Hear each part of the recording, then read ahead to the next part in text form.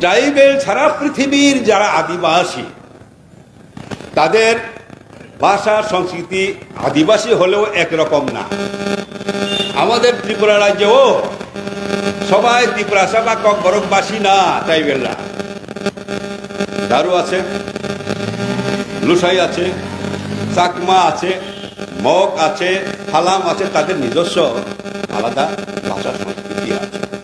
সবাই যার ভাষা সংস্কৃতি জাতি সত্তাকে ভালোবাসে এবং পৃথিবীর সমস্ত জায়গার আদিবাসীদের এটাই আকাঙ্ক্ষা যে যার যার ভাষা সংস্কৃতি কৃষ্টি সংস্কৃতির বিকাশ ঘটিয়ে নিজেদের জাতি সত্তার বিকাশ ঘটিয়ে ওই যে উন্নত জাতি বাঙালি, পাঞ্জাবি, মারোয়ারি, তামিল, ইংরেজ বা ওই ফ্রান্স এরকম উন্নত জাতির মতন আমরা ট্রাইবেলও একদিন পূর্ণাঙ্গ জাতি হিসাবে তাকে পরিচিত হতে পারি।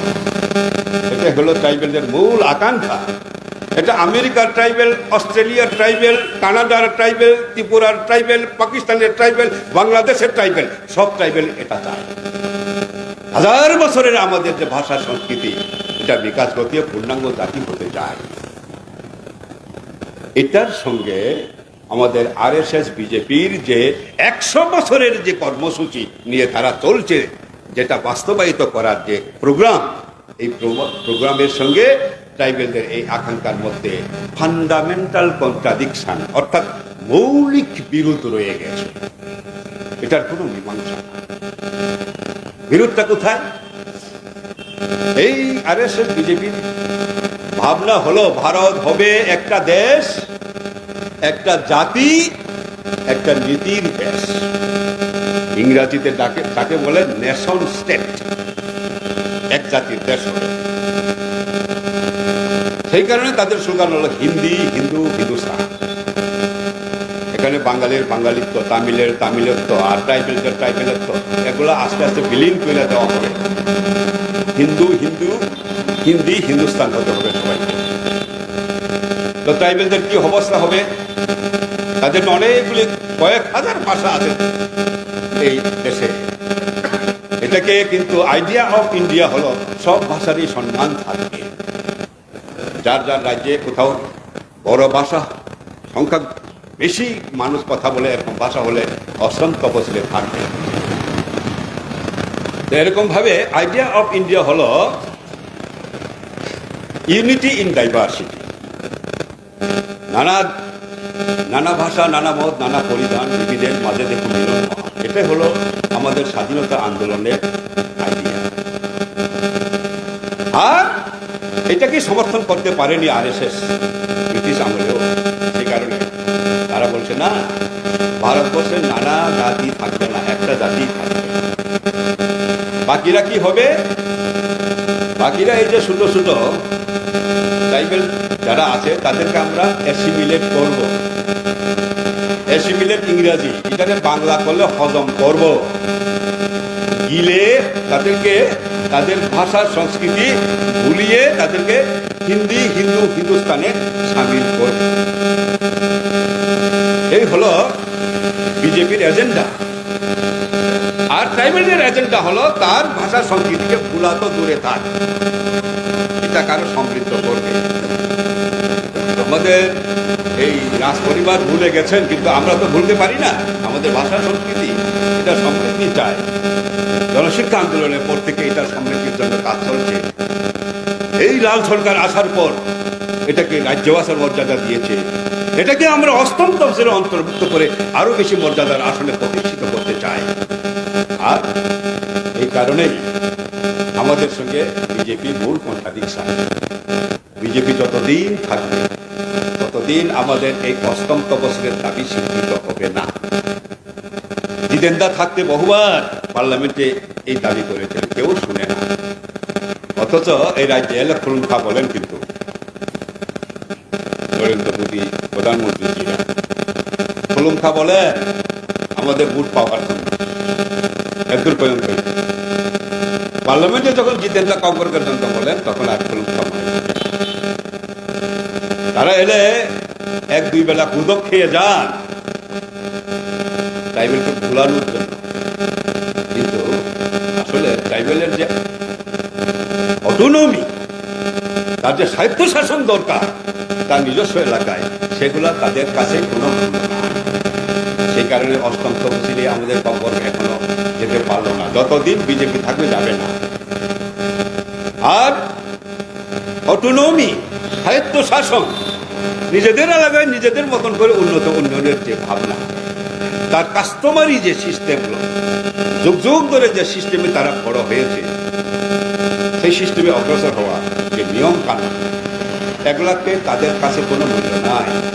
এই কারণেই 40 বছর আগেই লাল পতাকা এই রাজ্যের ট্রাইবেলদেরকে স্বশাসনের অধিকার দিয়েছে শিখ শিডিউল অটোনমাস ডিস্ট্রিক্ট কাউন্সিল, যেটা এখন ট্রাইবেল এলাকায় উন্নয়নের জন্য বামফ্রন্ট সরকারের সময় বিরাট একটা আমূল পরিবর্তন করতে সক্ষম হয়েছিল।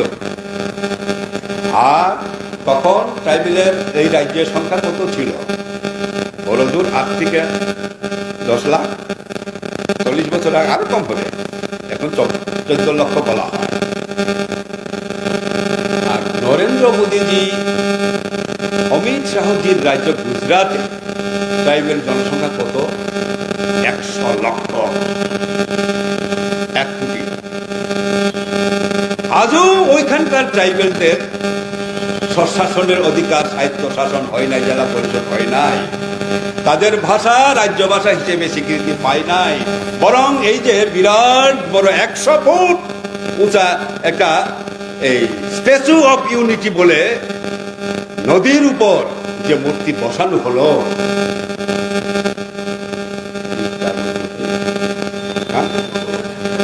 বল্লভভাই প্যাটেল, বল্লভজি প্যাটেলজি, ভালো, এটা হওয়া দরকার হয়েছে। কিন্তু এর পেছনে করুণ কাহিনী হলো 25,000 ট্রাইবেলের জমি দখল করে এখান থেকে উৎখাত করে জলে ডুবিয়ে তারপর এই মূর্তিটা বসানো হয়। প্রচুর প্রতিবাদ হয়েছিল, কে কার কথা শুনে। আজকে এই বিজেপি স্বাভাবিক, তারা এক জাতি করতে চায়, এক নীতি করতে চায়, ফলে সরকারি যত সম্পত্তি পাবলিক সেক্টরকে প্রাইভেট সেক্টর করে দিচ্ছে। প্রাইভেট সেক্টর করলে এমনি সকলের জন্যই ক্ষতি, কিন্তু ট্রাইবেল আর শিডিউল কাস্ট শিডিউল ট্রাইবের জন্য আরো বেশি ক্ষতি। কেন? সরকারি সেক্টরের শিডিউল কাস্ট শিডিউল ট্রাইবের জন্য একটা রিজার্ভেশনের জায়গা থাকে। সারা ভারতবর্ষে 100 চাকরি হলে 7-8টা ট্রাইবেল পায়, ট্রাইবেলদের পাওয়ার কথা। এটাকে পাবলিক সেক্টরকে প্রাইভেট সেক্টর করার মানে আর এই অধিকার রইল না। প্রাইভেট সেক্টরে কোনো রিজার্ভেশন থাকে না, তারা রিজার্ভেশন চায় না।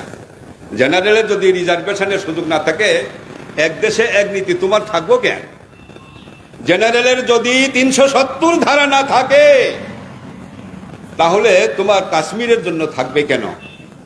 জেনারেল জনের জন্য যদি শিখ শিডিউল না থাকে, এডিসি না থাকে, তোমার ট্রাইবেলের জন্য এটা থাকবে কেন? এটাই হলো তাদের প্রশ্ন। সুযোগ পেলে 370 বাতিল, শিখ শিডিউলও বাতিল হতে কোনো বাধা নাই। আগামী দিনে সেই দিকেই দেশটাকে তারা নিয়ে যেতে চায়। এটা এখানেই হলো বিপদ। আর এই এডিসিতে আজকে বাম নাই, আজকে মথা টাকা পাচ্ছে না, এডিসি প্রাপ্য টাকা। আমি বলতে চাই, মথা বলেই প্রাপ্য টাকা পাচ্ছে না এরকম মোটেই না। বিজেপিও যদি এই এডিসিতে থাকে তাই, কারণ এই এডিসি তাদের কাছে মূল্য না। ট্রাইবেলদের জন্য তারা বনবাসী কল্যাণ সমিতি করে, অনেক স্কুল করে। একটা স্কুল পরিচালনার দায়িত্ব ট্রাইবেলের হাতে নাই। ভারতবর্ষের সেন্ট্রাল ইন্ডিয়াতে যত স্কুল আছে, কোনো অ্যাডমিনিস্ট্রেশনের সুযোগ ট্রাইবেলের হাতে তারা দিতে চায় না। এমনকি জাতিসংঘ পৃথিবীর যত ট্রাইবেল আছে তাদেরকে ইন্ডিজেনাস পিপল, আদিবাসী হিসেবে স্বীকৃতি দিয়েছে। এই আদিবাসী হিসাবেও স্বীকৃতি দিতে চায় না আরএসএস, বিজেপি আমাদের ট্রাইবেলদের। আদিবাসী মানে ইংরেজিতে ইন্ডিজিনাস পিপল, অর্থাৎ ইন্ডিজিনাস পিপল মানে তারা বাইরে থেকে আসে নাই, এখানকার ভূমিপুত্র তারা, সনব্দি সয়েল। এটা জাতিসংঘ স্বীকার করেছে। কিন্তু আরএসএস বলছে না, ভারতবর্ষের সনব্দি সয়েল হলো এই উচ্চ বর্ণের আর্যরা, তারার আদিভূমি হচ্ছে ভারতবর্ষ। তাইলে এই ট্রাইবেলরা তারা তো বনবাসী, কাজেই বনবাসী কল্যাণ আশ্রম করে তারা ট্রাইবেলদেরকে আদিবাসী তারা খুব সচেতন ভাবে বলে না, বলে বনবাসী অথবা জনজাতি। জনজাতি মানে কি অর্থ আমি বুঝি না, তবে যা মনে হয় একজন দুইজন করে গণা যায় দিকে জনজাতি বোধহয়, সংখ্যা কম। এই হলো বিজেপির সঙ্গে ট্রাইবেল স্বার্থের সংঘাত। ট্রাইবেল এই যে এডিসিতে আজকে ল্যান্ড অ্যালটমেন্ট কমিটি এডিসি বামের সময় ছিল, বাম সরকার থাকার সময় এডিসি এরিয়াতে যদি সরকার, বামফ্রন্ট সরকারও যদি কিছু করতে যায়, স্কুল বা হাসপাতাল, কুমুলুঙ্গের পারমিশন ছাড়া করে নাই। কিন্তু এখন এই ল্যান্ড অ্যালটমেন্ট কমিটি পাতি, যার ফলে আমার করে প্রচন্ড গোলমাল হয়ে গেল মকরাই পাড়াতে, এডিসির জমিতে কি জানি ডাম্পিং স্টেশন করতে গিয়ে। এমনকি আজকে ট্রাইবেলদের যে প্রশাসন, অটোনমির যে পাওয়ার, এটা এমনভাবে সিজ করা হয়েছে, অপহরণ করা হয়েছে বামফ্রন্ট সরকার না থাকাতে। আমার গ্রামের প্রধান, আমার গ্রামের মেম্বার, আমার এলাকার ব্লক চেয়ারম্যান ঠিক করার দায়িত্ব, অধিকার যেটা ট্রাইবেলদের ছিল বামফ্রন্ট সরকার থাকার সময়, সেটা পর্যন্ত এখন নাই।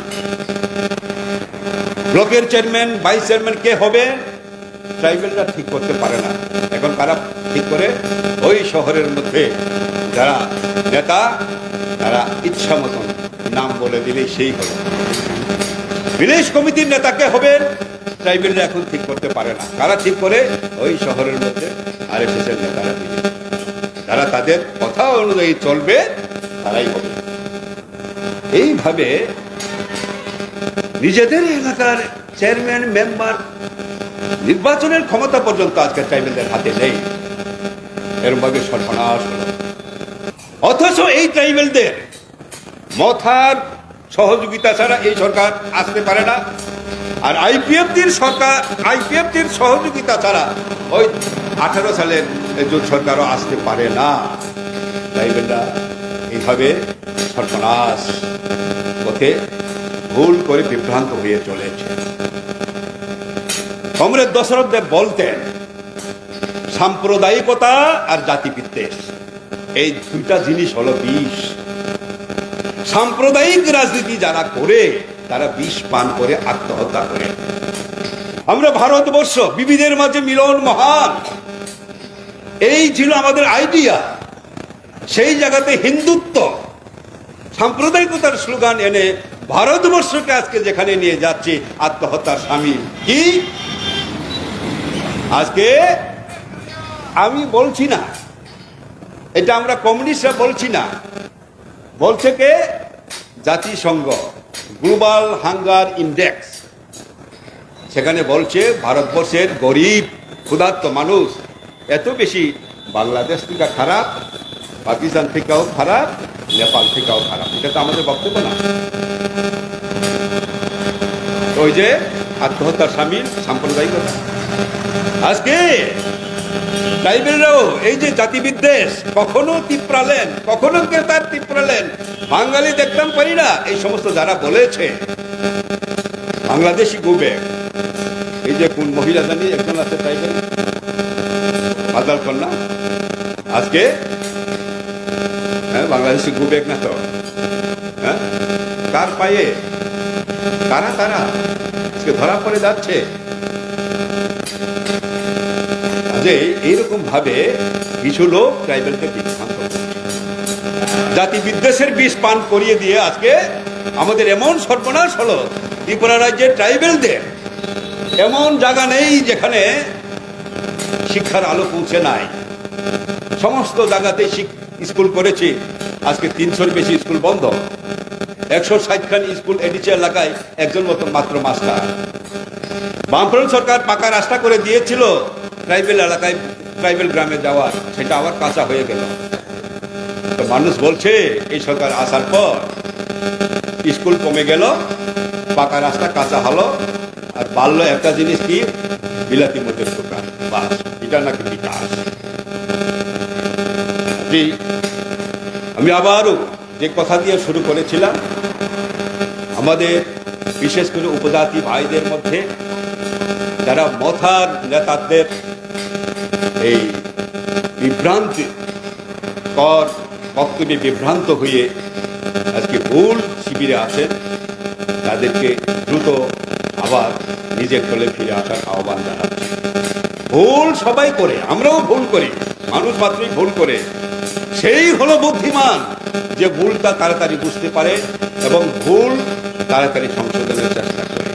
ভুলকে আঁকড়ে ধরে থাকার অর্থ হলো আরো বেশি ক্ষতির জন্য অপেক্ষা করা। সুতরাং যথেষ্ট ভুল হয়ে গেছে, যথেষ্ট ক্ষতি হয়েছে, আর নয়, খুব তাড়াতাড়ি আমাদের যারা বিভ্রান্ত মথার শিবিরে আছে তাদেরকে ফিরে আসার আহ্বান জানিয়ে আবারও সকল আজকের এই এখানে সমবেত সংগ্রামী বন্ধুদের আবার